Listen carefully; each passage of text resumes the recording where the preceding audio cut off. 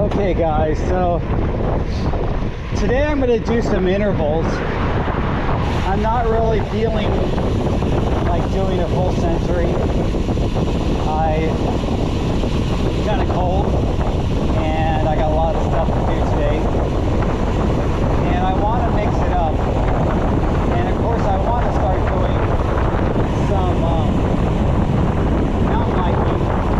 But as you guys know me and know the mountains I ride, Brown Mountain in El Prieto is closed right now, so that's not an option for me. I have to go do another mountain. But there is some other mountains, the Verdugo Mountains and Cherry Canyon. I could go right over there, although Cherry Canyon it's fun, but it's not as technical or it's not as challenging as doing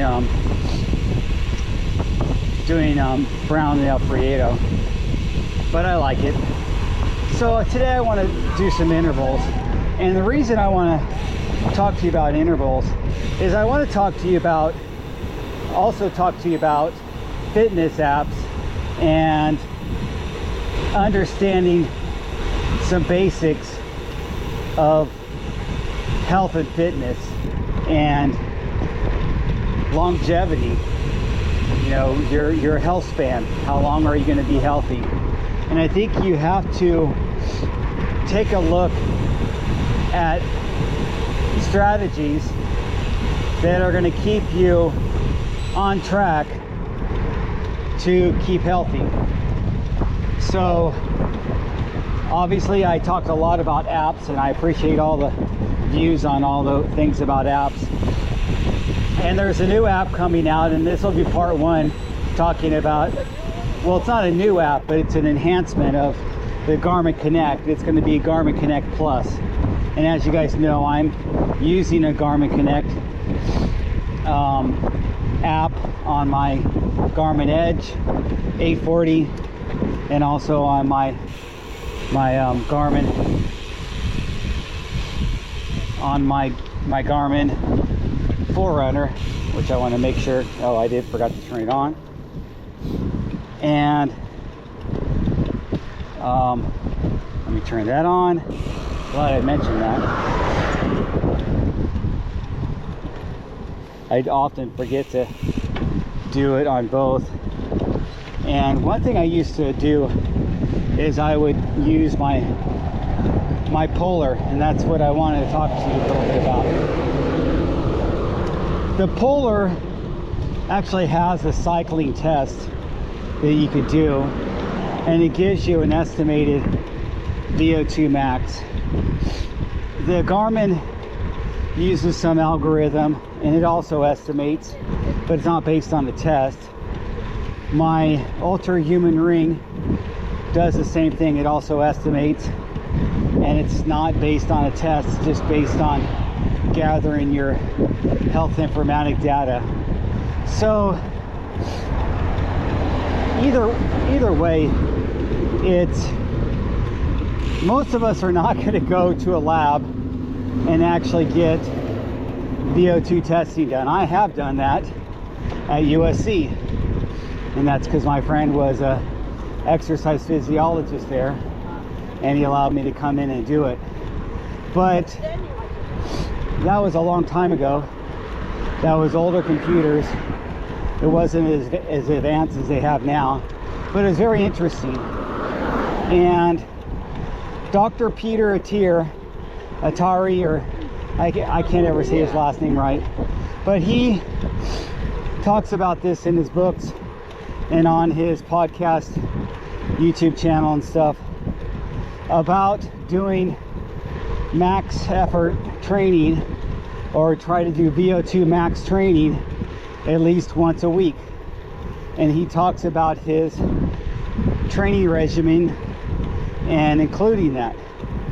So I don't know, guys, he's a cardiovascular surgeon that's seen a lot of the insides of a lot of bodies and seems to know what he's talking about. And he's saying that if you don't do this, And you don't fight that aging process by keeping your body agile enough to do these max efforts, then you are probably going to end up with the with aging, and it's not as good as you would. Sorry, I'm kind of winded already.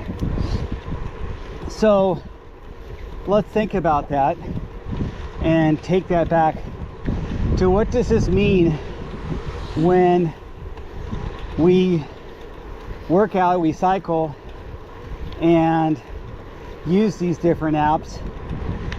What does this mean to us to have these apps quantify and gather that data and present you with those dashboards so you could reflect on it, analyze it, do something about it? I think it's important, and I'm gonna keep and continue to use apps for this fact that I know I need to train more often, I need to train harder. And yes, there is a thing of overtraining, but I think that's a small percentage of people that are overtraining in comparison to people that should train more. I really believe that, and I can see that in the data that I look at on the other end with all the patients that belong to our health plans and are in hospitals and then have chronic diseases. It just, we know that by and large the majority of the chronic diseases people are experiencing are preventable, and they are preventable by having a healthy lifestyle that includes exercise. So I'm going to leave it at that, talk a little bit about some of the apps that I'm choosing to use to gather this data, and I'm probably going to get with a company called Training Peaks or another company similar and start doing a deeper dive into my training and data, because I want to live longer with a health span, not a lifespan, but with a longer health span, and that is my goal. And I would like to start journaling about that, or journal about that more with my Ride for Life, Fit for Life. And I'll talk to you guys later.